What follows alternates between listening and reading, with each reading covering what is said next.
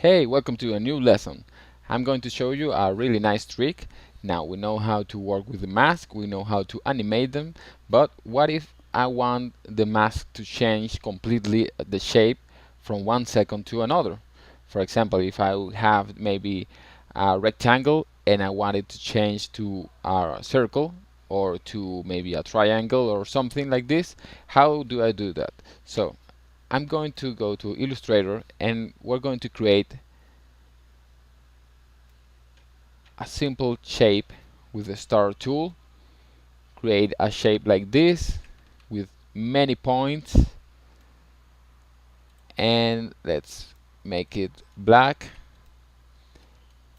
And we're going to take this shape with Ctrl and C to copy and paste it here. Remember that you have to select the layer because otherwise it won't become a mask. So with the layer selected, press Ctrl B, and now we have a mask. You can change the size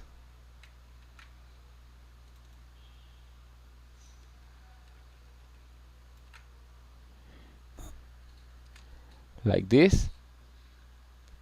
And now let's open the mask properties, and I'm going to click on the stopwatch, and I'm going to the 3rd second, and this time I'm going to create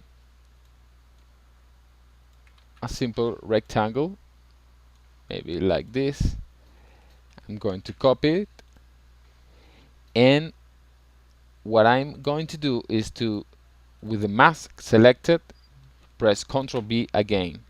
If you don't have the mask selected but the layer selected, it's going to create another mask, and that's not what we want right now. You have to select the mask and create a copy, and you can see that now we have the rectangle here. So let's increase the size.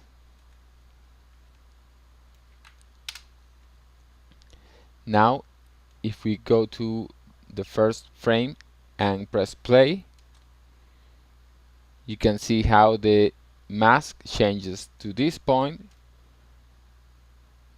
to the rectangle.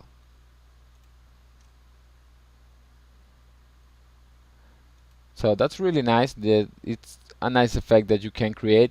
Maybe you have a mask with the shape of some words or anything with a text, and you want this text to change to maybe, I don't know, the shape of a logo or something. So it's a really nice effect that you can change the shape like this.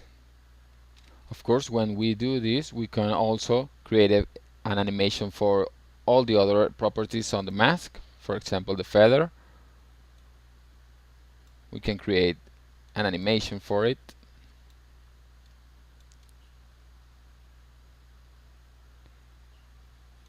And for the opacity too, or anything that you want.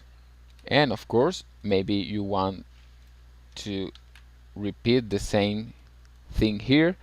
Let's go to the 6th second, and we're going to copy this keyframe, the first keyframe of the mask path.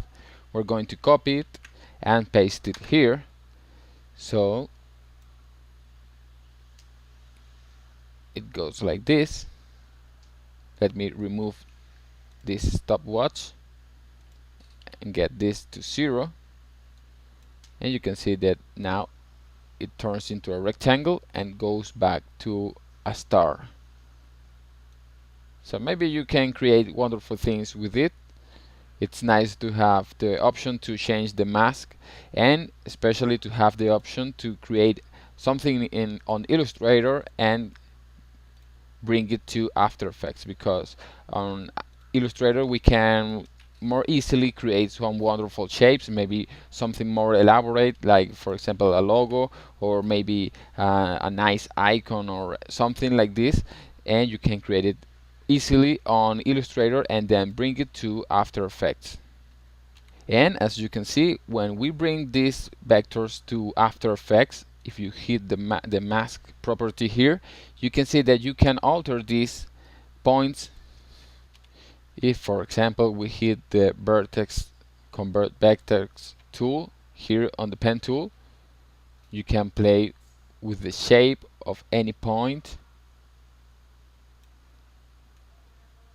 like this, and you can play with anything. If you click on the shape, maybe you want to change this to 1000, and you can alter the shape. So not because you bring it from Illustrator, that doesn't mean that you can change anything to this vector. Of course, in Illustrator you have so much more options to change the vector like this, but it's really nice that you can have this as a vector file. It's not an image. You can see that it's a path, so it's really nice. So that was it for this lesson. Now let's go to the next lesson. We're going to learn something very fun.